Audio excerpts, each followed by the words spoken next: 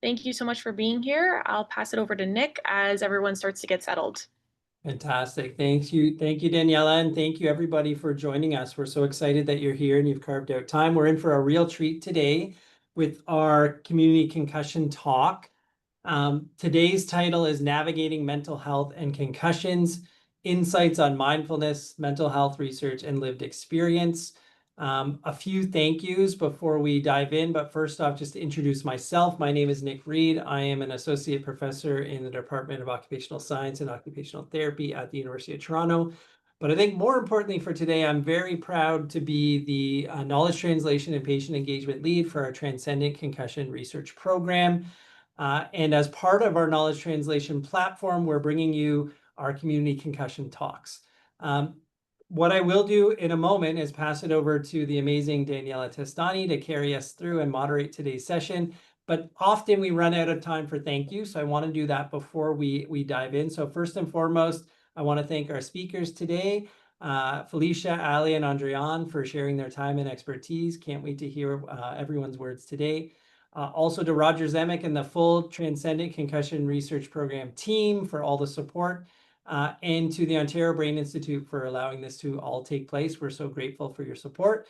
And finally, to all of you for carving out time on this very warm day and choosing us to spend your time with. We really appreciate it. Thank you, and hope you enjoy. And please come back to another concussion community or a community concussion talk. We would love to have you back. So without further ado, I will now pass it over to Daniela. Over to you. Thank you so much, Nick. And thank you all for being here today. As Nick said, you're in for a real treat. We have three fantastic speakers that I will introduce shortly. And our theme today is mindfulness, mental health, and concussion. You'll be hearing some lived experience as well as some amazing research that we're doing at Transcendent, and we're very excited to share it with you. Before we begin, I'll be sharing a brief land acknowledgement. We have people from all across Canada here today, which is fantastic. And so thank you for being here. We're going to put in the chat a link that allows you to look up the land on which you are on currently. And so please take the time to do that, as well as a couple of resources for you to learn and take action. So we would like to acknowledge the land on which the University of Toronto operates. That's where we are today. For thousands of years, it has been the traditional land of the Huron-Wendat, the Seneca, and the Mississaugas of the Credit. Today, this meeting place is still home to many Indigenous people from across Turtle Island, and we are grateful to have the opportunity to work and learn on this land. And so I will start off today with our lived experience panel, Felicia Corrado and Ali Harrison, who are the founders of Keep Your Head Up. It's an organization dedicated to supporting individuals recovering from brain injuries after sustaining sports-related concussions in high school, which you'll hear about shortly, and navigating years of persisting symptoms. They faced firsthand challenges of accessing adequate support. Drawing on their lived experience and backgrounds in public health, they created Keep Your Head Up to help others feel supported, connected, and empowered throughout their recovery journeys. So we've pre-recorded their session today, but they are joining us live for our Q&A in a bit. And so I'll introduce you to Felicia and Ali.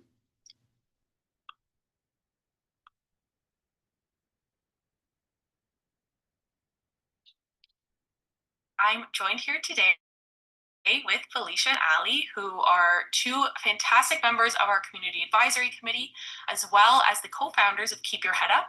And today they're going to share a little bit about their experiences with concussion and mental health, as well as kind of their road that they've been on with Keep Your Head Up as well. So we're really excited to hear from them.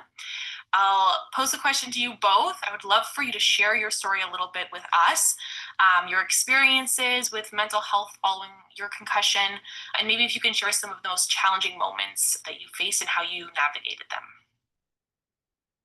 Yeah, absolutely. So Felicia and I have known each other a long time. We actually both went to the same high school, and I had her concussion first, but I sustained mine a couple of years later at the very end of grade 12. And I think it was like a month or two before I was supposed to graduate. So it was a really exciting time where there was a lot of social events, but also like big opportunities in terms of like graduation and getting ready for university, which is what I had lined up. But unfortunately, because of my concussion, I immediately wasn't able to go back to school because my symptoms were significant. And it kind of started out with missing a few tests and then feeling like I was falling behind. And even those felt like really devastating at that time. Like when you're 17, things like that can feel really intense, even though now as an adult, I recognize that it really wasn't that big of a deal. But I remember even just missing something small like that felt like a really big deal.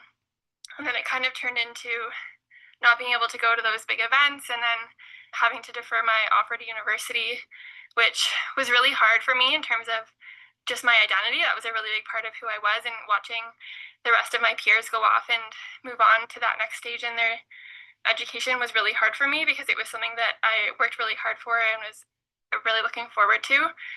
And so it sort of started with those things, and I started to develop a lot of anxiety, but I had no idea.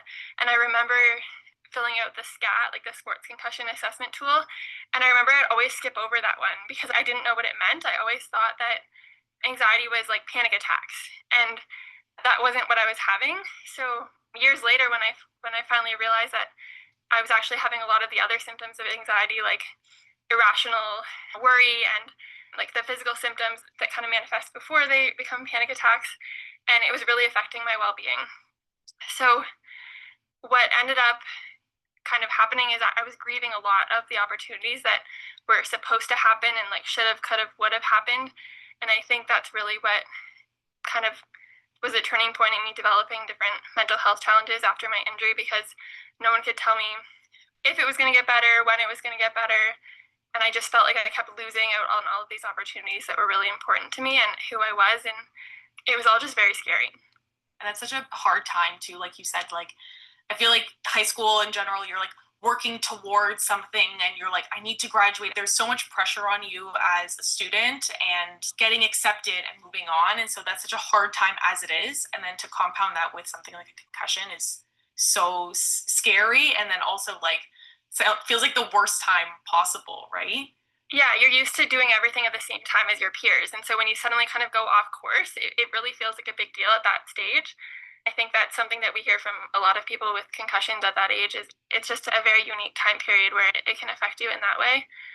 And so I think kind of like the big events that you asked about, like the most challenging moments probably were like those instances where I had to, make the decision to defer university, and the adults that I was talking to didn't quite maybe empathize the way that I needed them to.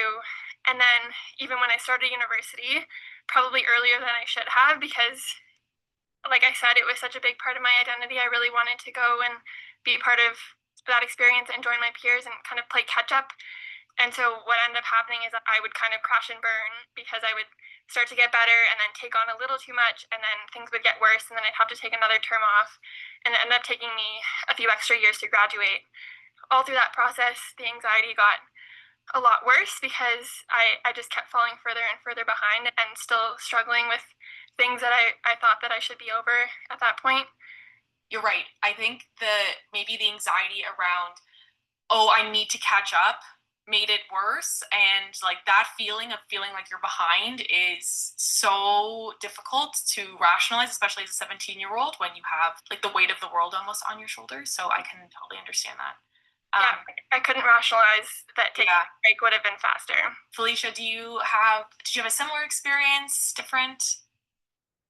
Yeah, Ali and I have pretty similar experiences, but obviously I have my own story. So I also sustained my concussion through a sports-related injury. I was hit from behind into the boards while I was playing ringette, and I was in grade 10 at the time. So similar to Ali in high school, but the middle of my high school journey.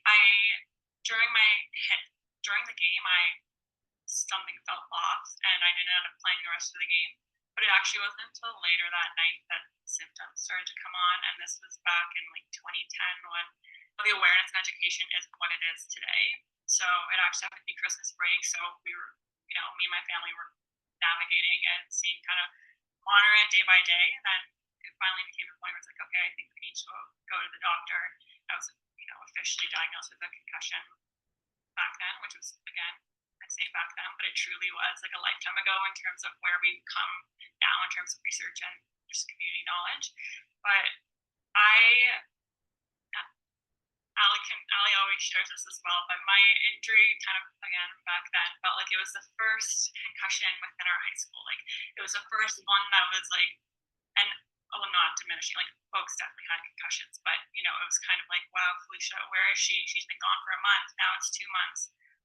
What's wrong with her? Why is she not writing exams and all of these types of things? At that time in my life, again, I was 15 or 16 years old, and I just felt so alone. I literally sat in my bedroom for, I think it was 6 weeks, and then it got to push to 2 months, and I wasn't doing anything. I was literally sleeping, and back then also phones.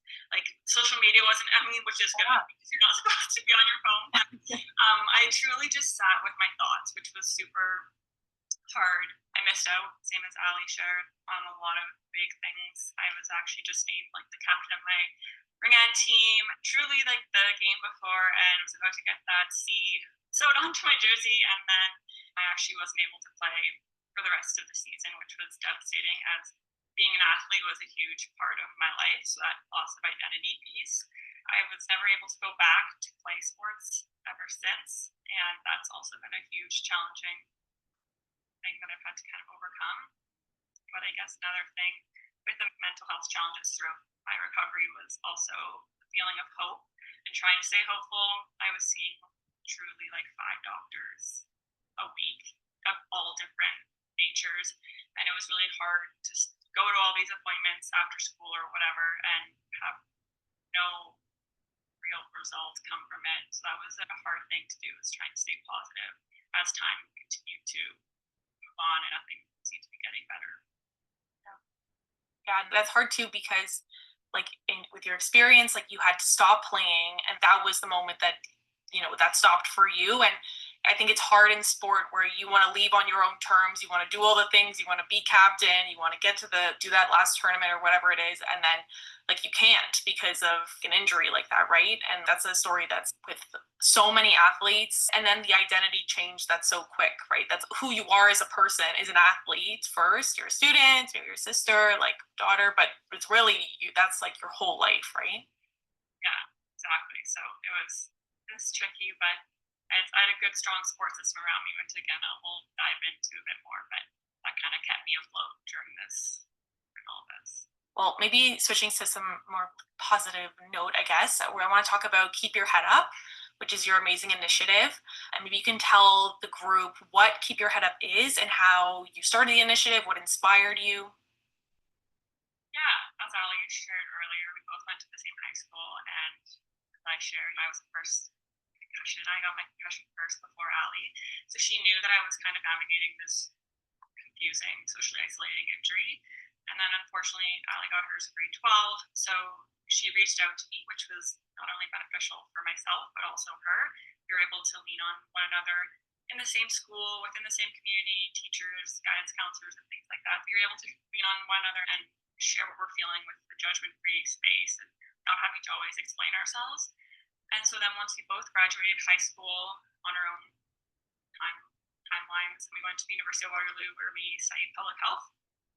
And then we both, as we were navigating our concussions, we just didn't have the type of supports to reach out to support ourselves, our well-being as youth in the region. So we said we need to do something about this to ensure that other young adults don't face the same challenges and barriers to support their well-being that Ali and I experienced. So with all of that, wanted to use our lived experience with concussion and then our public health backgrounds to create something that can offer that type of support and close that gap within the community. And so then we met at Starbucks. We had a long conversation for honestly about 5 hours, and then here we are 5 years later as a registered Canadian charity, trying to support the young adults living in the community with ongoing concussion and traumatic brain injury. Yeah, so we felt that there was a need to find opportunities to bring people together that have this experience. We were really lucky to have each other. We just happened to go to the same school and both have persistent symptoms, but not everybody has that. So we wanted to create opportunities to bring youth together. So we created something called the Mindful Moments program, where we come together virtually and in person to practice different coping strategies. So anything from gentle yoga to different therapeutic art activities and more traditional things like breathing and grounding techniques. It just sort of offers an opportunity to bring people together and learn a new coping strategy that may or may not work for you. And kind of by offering different ones, our hope is that people find at least one that works for them, that's accessible to them while they're dealing with the symptoms that come with a concussion. And it's just been amazing. People have joined from all across Canada, and it's been really awesome to see how it's benefited people through the recovery. And then we also developed an education program because we felt that the experiences that we had a lot to do with the stress of not knowing what was going on, where to get help, and why we weren't getting better when most people do get better within a couple of weeks. Our education program helps to raise awareness about concussions and the fact that there can be instances of persistent symptoms and what it's like to live with an invisible disability and different challenges with your mental health, your physical health, your relationships with your peers, but also like navigating different environments and why that's hard after a concussion. So kind of between those two things, we hope to provide more kind of wraparound support for these young people that are going through the difficulties of concussion. And I guess that's like, it's nice for you both too, because you're giving back in a way that you didn't have that kind of support, right? And so you can see kind of real change and what would have been helpful for you. It's been a huge part of both of our healing processes to be able to show others that there's a light at the end of the tunnel. Yeah. I'm wondering, so you touched on this a little bit about the really isolating feeling that you felt, that it felt like you were the only person in your school to have a concussion like that. That's a real feeling, to feel that isolation. So I'm wondering, other than maybe the health professionals that you saw, could you maybe speak to some of the resources or services that you found did help during this kind of progression, or how you felt maybe things that helped you feel a little bit less alone? Yeah, I would say a huge part of resources and things that both Ali and I leaned on and utilized throughout school was accessibility and accommodations within our schools from high school to undergrad to my master's. I use accessibility services, and I truly wouldn't be where I am today speaking right now if I didn't have those tools to get me here and allow me to succeed in the capacity I did. And so just being able to access those resources, and at first it's super hard to be vulnerable and ask for help. And there was times where I would go to accessibility at UW and I would know the person working at the front desk, and I'd like put my head down because I would be embarrassed for them to see me accessing these types of supports. But now I go into school all the time, and we're like, you need to advocate for yourself and seek those accommodations. Sometimes it's hard, but it will pay off in the long run. So accessibility and accommodations were a huge part. But then also other individuals and things like that were my teachers at school. And specifically in high school, I had a couple of them that I could really lean on since mine was in grade 10. They kind of carried me out throughout grade 12 because I was still symptomatic. And they were kind of like my cheerleaders. They would check in. I loved gym. I took gym throughout I loved being an athlete, so I took gym every single year. So there was this one teacher that really, she was so accommodating, and we would just chat about, how I'm doing and things like that. And then even just within the school system, I was determined to graduate with my class in grade 12. I did 10 courses to ensure that would happen. I was technically not graduated, but they let me cross the stage with my friends, which was sounds like the miniest thing in the world, but to me at that time, being able to walk across in my gown was huge. So just even those little things that people probably didn't think that it was a lot, meant the world during those. I think having teachers that are, that champion their students, that are there as support, are so important, especially when at that age, I feel like you have a hard time asking for help. Ali, did you have similar experiences? Yeah, I agree with Felicia. Accommodations were huge, and then having kind of the right, or those special people in your circles that made an effort to get it, were really helpful. For me, one of the early supports was my guidance counselor in high school.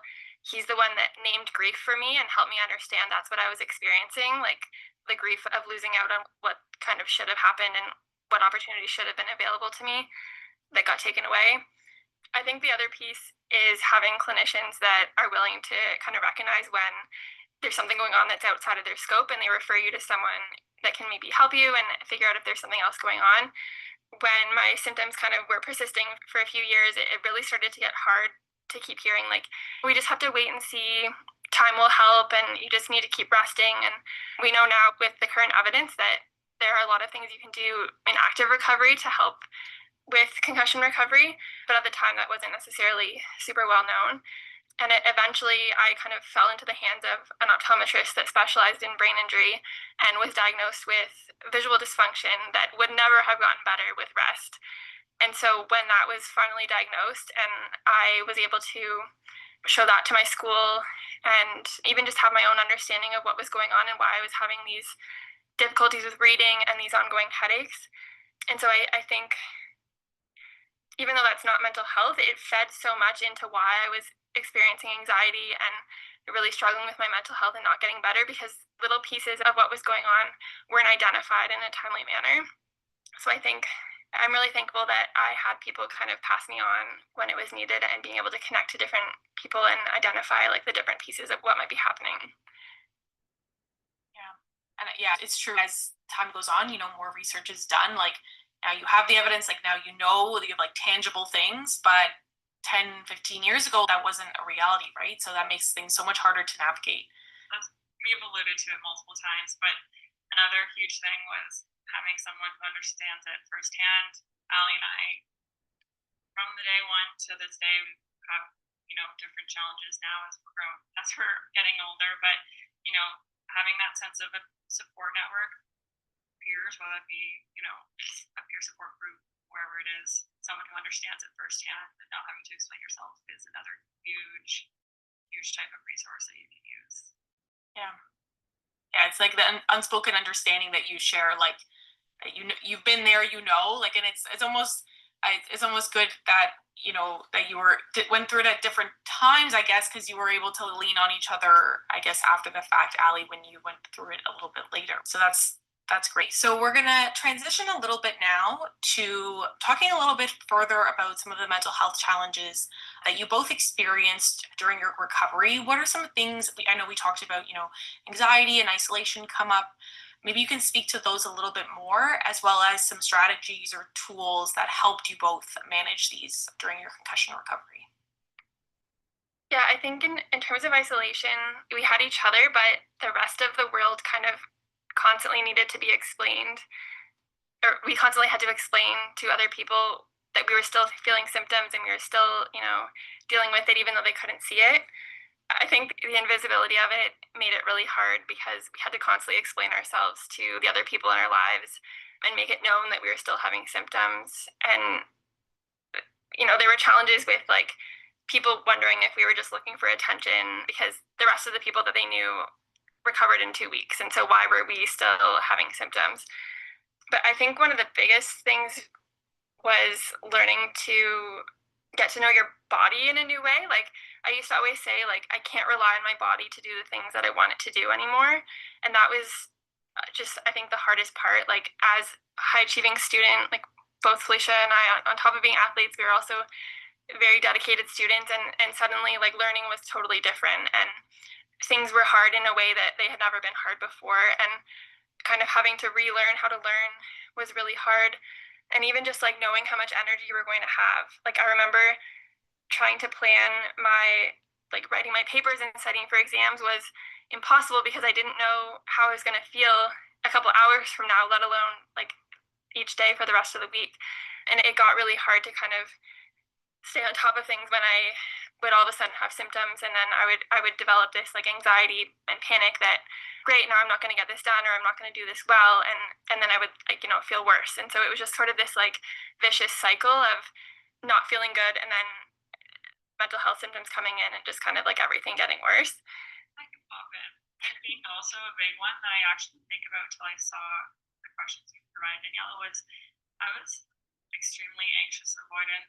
I am quite an extroverted person, but things that started to come with my friends, and honestly till this day, I get anxious attending to social things because I still really struggle with auditory processing and trying to find my words. I really struggle with those things, and so I worry about being embarrassed or having to ask again, or like taking an extra second to think and digest output a good answer, or an answer that makes sense. So I think that's something that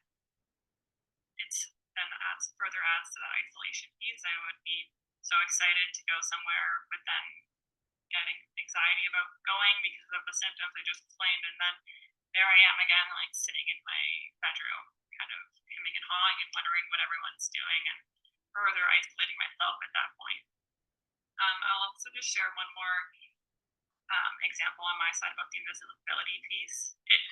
We've again shared it multiple times, expressed it, but I celebrated my teachers before being incredible support systems, but I did have a couple teachers who, because it was invisible, I sought those accommodations. So I was, granted time to go for a walk during the class time, or, given notes or whatever. But there was a couple teachers, like in my parent-teacher interview, that would say, why can Felicia smile and laugh during class, but she needs to go for a walk, or she needs extra time? So I just remember that one really sticks in my mind. My parents were there too, and it sticks in their mind. It's just people truly not understanding.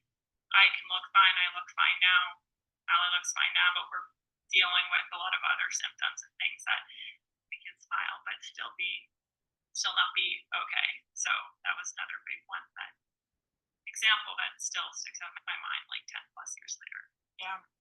Yeah, and I feel like that's like maybe when that teacher mentioned that, like they didn't think that would be something that stuck with you, right? That's something that's so prominent, and it feels like you almost have to justify why you would need the walk, why you would need the extra time. Like they need to see it for it to be real, right? Which is like so easy to say when it's not something that you can see. Yeah, you nailed it by saying you have to justify it, which is really sad, but it's true. So as we kind of wrap up here, I wanted to talk a little bit about some of the maybe insights or lessons that you've learned. Obviously, you've shared so much important knowledge today, but maybe for someone in similar shoes as you back then, navigating some of the mental health aspects of concussion, if you can share some of those lessons that you learned. Yeah, one of the big ones that we like to share with our community is the saying, slow is fast, fast is slow. And truly, like, what we say is like the fastest way to recover from a concussion is to do it slowly. And I wish that I had taken that advice, and maybe I still wouldn't have, because I needed to live through it to understand that it was true. But truly, like, taking the time to heal will pay dividends. And I think that it would have made a big difference if I had taken the time to really pace myself and maybe kind of get support for my mental health before trying to push through.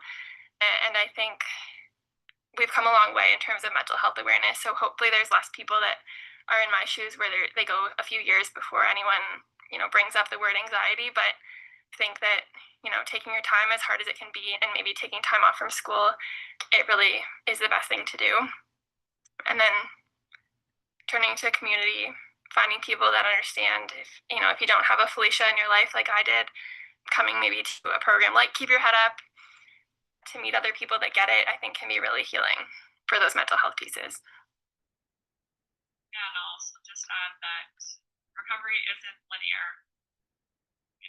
There's going to be some really great days, and there's going to be, one bad or two bad and one really great one. And I kind of said it before about the hopefulness of, seeing all these different doctors, and just understanding that it's not always going to be just this, straight linear recovery. It's kind of like this, is what Allie and I always say.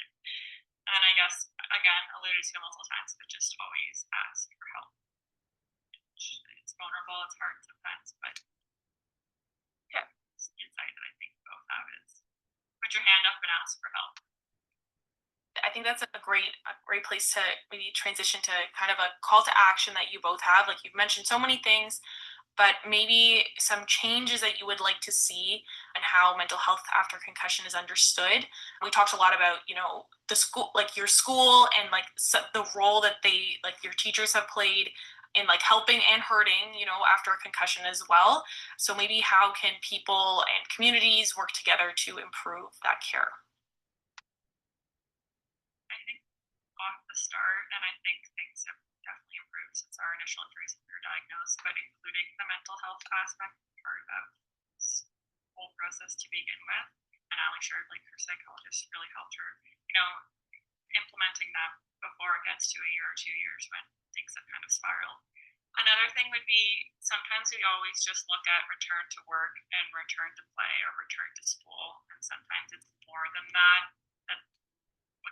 There doesn't always have to be these targets. I think that looking at your well-being as a whole doesn't have to be you getting back to work. I think there's a lot of different other things and milestones that we can look at instead of being on these routine, regimented processes to go back to those types of things. So looking at other milestones and accomplishments and things.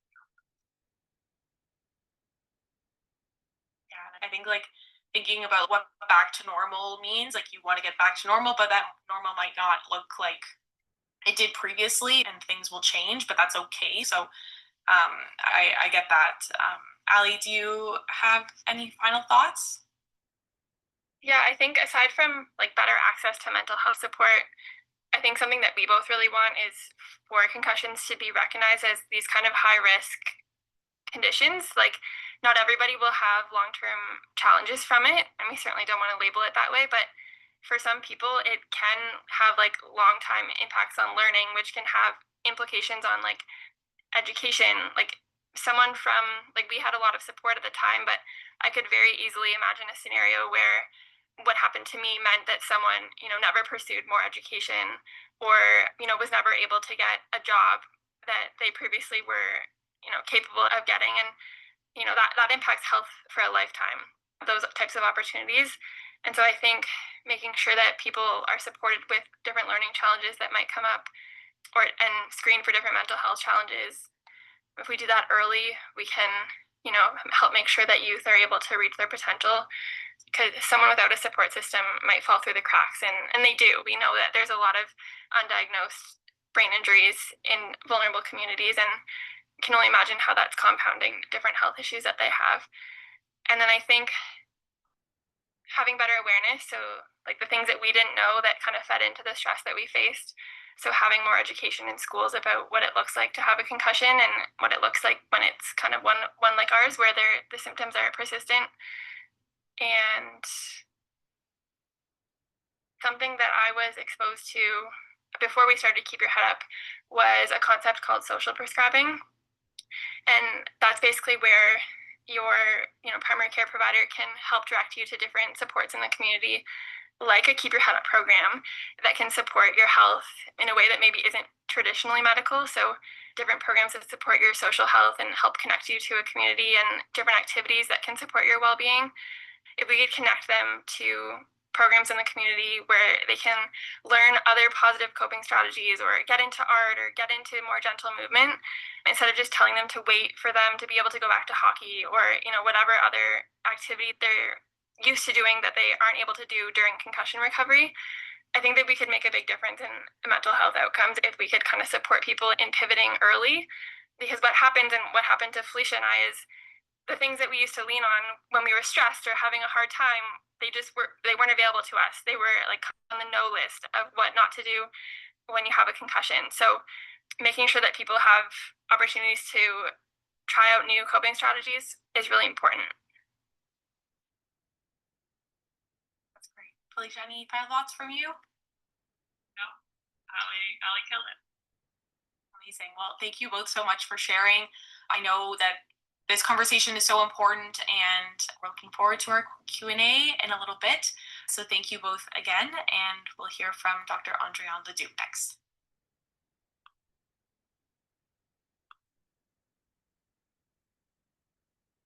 So thank you, Ali and Felicia, again for sharing your insights. They were so helpful, and I hope they resonated with the audience. Next, we're going to hear from Dr. Andréan Ledoux, who is a scientist at the CHEO Research Institute and assistant professor in the Cellular Molecular Medicine Department at the University of Ottawa. She's currently investigating the acute and subacute clinical, neuropsychological, and neurophysiological recovery processes of 2 different behavioral management protocols: an early return to physical activity and a mindfulness-based intervention with MRI, With an interdisciplinary approach and cutting-edge techniques, as well as international collaborations, she hopes to reduce the impact of concussion in children and adolescents, as well as their family. So I'm going to pass it on to Andréan. You can share your screen. I'll stop sharing. And you can go ahead. Can you actually see my screen right now, or? Not yet. Not yet. Okay, because it's shared at my end. Let me just try this again. Yes, we could see it. Oh, could see it. Okay. All right. We'll share that again.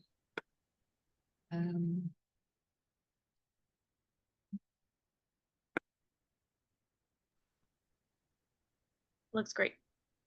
Great. Okay, perfect. So good afternoon, everyone. Thank you, Felicia and Ali, for discussing your journey with the concussion. It was greatly appreciated. I've learned a lot. So as you might have seen, a concussion in children and youth can really be impactful in a life-altering event that can really lead to months, even years of physical, cognitive, and emotional challenges. And so today I want to share two powerful tools that can help these young individuals, not just to recover, but really to thrive. And these are physical activity and mindfulness-based intervention. But before diving into these two subjects, our journey together will start by what we know so far in recovery of youth. So we will discuss afterwards evidence of physical activity and how we think mindfulness might be a great tool. So first of all, what is a concussion? I think that's a very important topic to address before any presentation. So a concussion is induced really by a direct or indirect blow to the head, to the face, to the neck, or anywhere else on the body with really an impulsive force transmitted to the head. And so you don't actually need to get hit on the head to suffer from a concussion. The concussion is really caused by these biomechanical forces, such as the acceleration or deceleration and the rotational forces that are applied to the brain. And essentially it will lead to diffuse injury and will disrupt the normal functioning of your brain. And so the impact will trigger acute and subacute biological and metabolic cascade of events in your brain that will lead to the symptoms that we see on the screen here. So there are actually many signs and symptoms of a possible concussion, and these can actually appear 48 hours after the concussion, but symptoms can be physical, such as a headache, nauseous, or dizziness, and they can also be cognitive, so difficulty remembering things, or sleeping issues, sleeping too much, sleeping not enough, and emotional and behavioral, so feeling more irritable, having anxiety, sadness, and unfortunately, the physical symptoms will often impact the emotional and behavioral symptoms that we see. So overall, 52% of children will be recovered by 4 weeks. So that's not all the population. And 64% of children will have recovered by 12 weeks. And when we review the proportion recovered over time separated by age, by 12 weeks, 71% of, not sure if you guys see this. Oh, yes. Okay. 71% of children between 5 to 7 years have recovered versus 70% for the youth between 8 to 12 versus only 56% of adolescents in the age group of 13 to 18 will have recovered. And when we can clearly see on these graphs that within these three graphs that there's greater proportion of males that have recovered at each time point for each age group compared to females. And about 30% of the pediatric population will go on having what we call persistent post-concussive symptoms. So this is what Ali and Felicia were discussing. And so these symptoms will persist at 1 month, will persist for months to years. And I will call these PPCS for now, but PPCS will have a big impact on quality of life. And when we compare the quality of life of the participants with PPCS, which we see in blue in this graph, no, sorry, which is in blue in this graph, versus those without any persistent symptoms, which is in yellow on the graph, at 4, 8, and 12 weeks post-injury. Children with PPCS, well, it's harder for them to take part into activities because they have really lower energy. They miss school more often. They have emotional impairments, feeling sad and angry. They have poor social quality of life, so having trouble getting along with other kids or feeling more isolated or lonely. Finally, have really a lot of difficulties in school. Actually, both groups have difficulty in school in this little graph. And so they have more difficulty paying attention and concentrating. And so overall, they have lower quality of life. And so finding ways to prevent the persistency of symptoms, but really earlier on in the acute stage of a concussion, and treating, treating those that have PPCS becomes very important for those that have a concussion. Now, regardless of who goes on having PPCS or not, children and adolescents are at 40% increased risk of developing a mental health problem after only one concussion. And that's within 10 years of having that first concussion. And this is when we compare those that have a concussion versus a control group, and it is matched on age and sex. They're also at 49% increased risk of having a psychiatric hospitalization within that 10 years following that first concussion, 47% increased risk of self-harm as well, and they're twice as likely to commit suicide. So we need to find ways to get these children, youth, adolescents back on their typical development and prevent mental health disorders. Don't forget that these children later will make up the working force. And so we need to give them the necessary tools, the coping abilities to be able to achieve this. So it becomes very important to treat concussion. Now, in order to come up with these tools, we really need to clearly understand, well, what is a concussion? What does PPCS eat at night, right, for dinner? We need to understand fundamentally what is PPCS. And so researchers have established predictors of who goes on having PPCS. And somewhat counterintuitively, psychosocial and pre-injury factors are the best established predictors or indicators of who will go on having persistent symptoms. And so the initial injury severity becomes really less important over time. And so these premorbid factors such as somatic symptoms, pain, body weakness, fatigue, or migraine, pre-existing attention and mood concern, anxiety, depression, how people cope, so avoidance. So I believe it was Ali or Felicia that was saying avoidance and fear played a lot into their recovery. So all of these predictors become really important predictors of symptom persistency over time. And so we've demonstrated here in this graph that those that have higher emotional pre-injury scores are at 1.6 times more likely to have PPCS at 4 weeks. And those with physical symptoms are at 1.4 times more at risk of developing PPCS.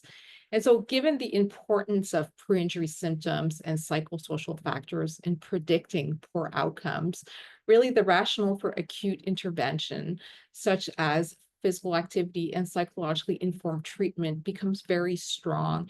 And there's very few evidence-based treatment out there for concussion, but we really do think there is a strong rationale to do psychological intervention with them, and as well physical activity. And this is what we will be discussing. Now, a still widely used practice, and actually Ali and Felicia discussed this, but a still widely used practice still today, even though the guidelines have changed, is to advise the rest after a concussion and only start back physical activity once completely symptom-free. Now, this rest prescription does actually more harm than good to the patients, and may actually negatively impact the concussion symptoms and the recovery of concussion. And what happens is it actually results in increasing anxiety, increasing depression, and in physiological deconditioning of your brain. And so physical activity, there's tons of literature out there that states that physical activity is so good for your mental health, to improve mood, to improve sleep, cognition. It improves academic performances as well, just returning to work. And so what happens is that physical activity engages your cerebral vascular control mechanism. So it engages cerebral blood flow. It brings more blood flow to your brain. And by doing that, it actually brings more glucose and oxygen. And this, it helps a lot your brain to heal after the concussion. And actually as well, physical activity increases these special proteins that we have that help the cell grow, survive, and stay connected and to form new connections. So overall, physical activity seems to be very good. And we have done tons of studies now on early return to physical activity after a concussion.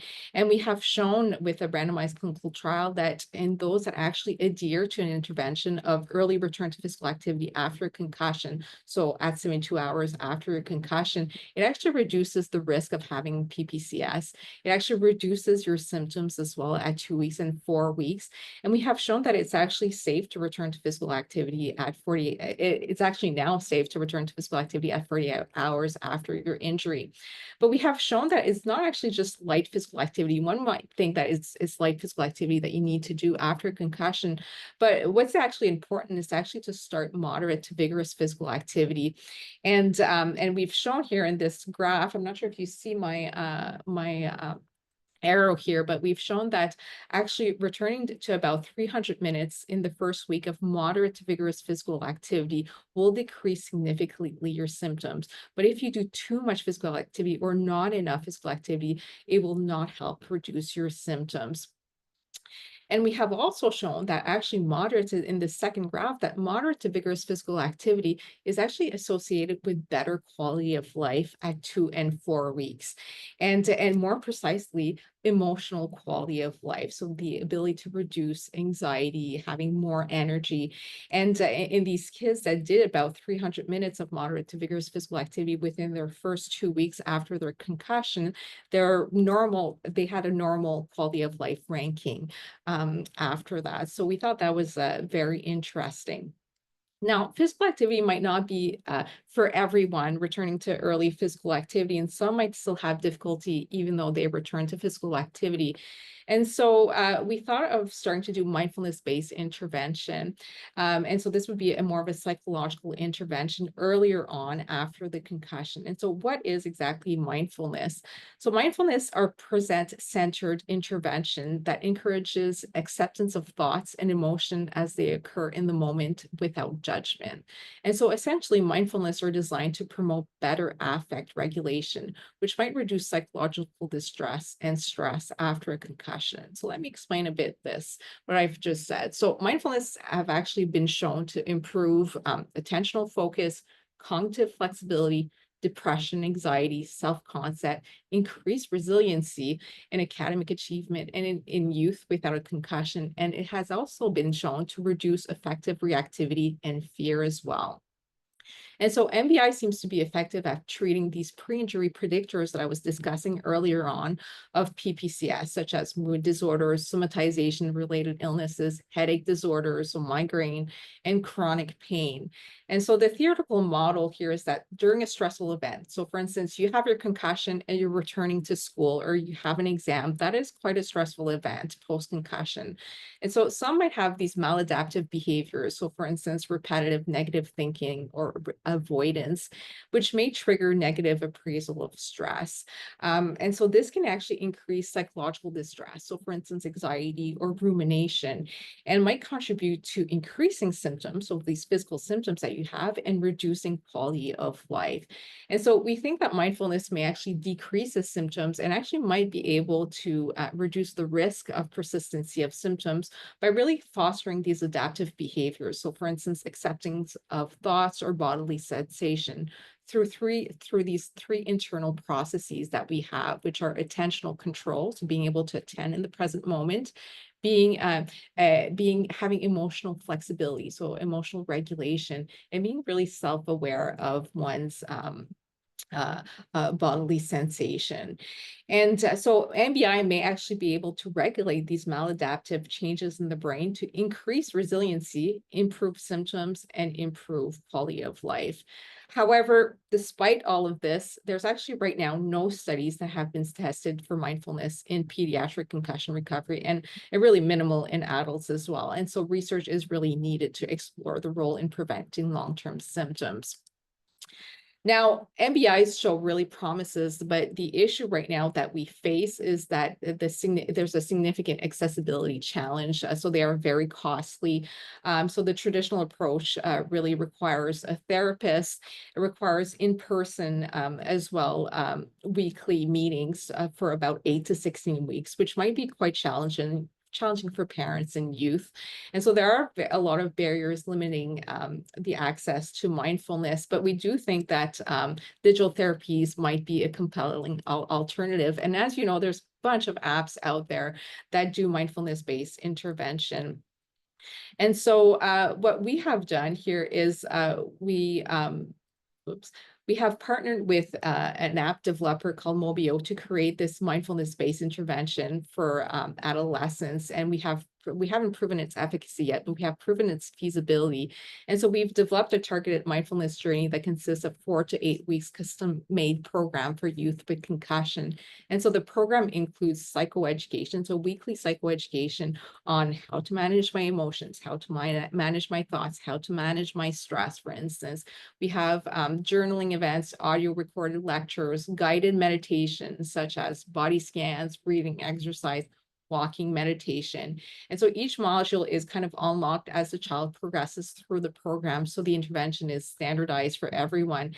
And so the acceptability and credibility have already been established through phase 1, and we have published this. And I'd like to give you a bit of an excerpt on what a patient said about this intervention, which I thought was great. And so the patient says the following: one time I was studying for a physics test that I was really, really stressed about, and I had a very hard time getting to studying. And I noticed that I was thinking and guiding myself through the irrational anxiety thoughts. So I thought that was kind of good. I guess that is very helpful in real-time situation. So I thought that was great. It kind of summed up the experience of the individuals that were part of this study. Now, I had a bit of an excerpt of our app, but we don't really have time for it. But my key points really for today's presentation is that early return to gradual physical activity is safe, and it should start at 48 hours after your concussion. And if you have resumption of symptoms that aren't tolerable, then yes, you do need to stop physical activity and return to previous step.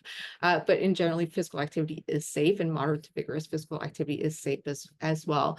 And mindfulness from our feasibility trial is showing that mindfulness is acceptable in youth, and it is feasible, and we have actually shown that it's biologically active as well. However, we do need to do more research to prove its efficacy and its safety. Thank you. Thank you so much, Dr. Ledoux. That was fantastic. And really, I think a nice compliment to Ali and Felicia's recounts. I feel like Ali, Felicia, I'm not sure, but I feel like some of the things that Dr. Ledoux was speaking about kind of sounded similar to your experiences. Would you say so? Yeah, absolutely. It's also cool to see it demonstrated in the evidence. So we have a couple of minutes for questions, which is great, and we did receive some online. So if you do have any questions, you can pop them in the Q&A box, and we can answer them. I'll start off with one that was actually in our REDCap survey beforehand, and maybe Andrea, we can start with you. So when we talk about adapting mental health interventions for individuals, youth, adolescents with concussions, and several cognitive challenges, how would you go about maybe adapting some of the interventions? And then Felicia and Ali, maybe you can speak to your experience. What would you like to see if you were a participant in an intervention? How would you like to see that adapted for you? So Andrea, we'll start with you. Oh, well, that's a good question. It's maybe a lengthy answer. So first of all, I'm not a clinical psychologist, so it's maybe a bit harder for me to answer it. But for tailoring interventions, I think first of all, going to a concussion clinic that has different types of treatments would be necessary. So for instance, being able to access an OT, being able to access a psychologist, being able to access a physician as well would be required. But I would need to think a bit more about the cognitive challenges and how to answer that. Definitely, mindfulness seems to be a way to go over cognitive behavioral therapy. But yeah, I can't give you more of an answer. Sorry. That's okay. Ali and Felicia, do you have any thoughts on what would kind of work for you in your situation? I think it's important for it to be flexible, and I like how the one that Andréane suggested or was explaining has kind of a combination of like self-use and then guidance by a professional, because I find that like youth, us as youth, but also like the youth that we work with in our programs, like they need a little bit of accountability, but they also need some flexibility to work through things on their own timing based on like how they're feeling or also just their own schedules. So I think those two elements are important.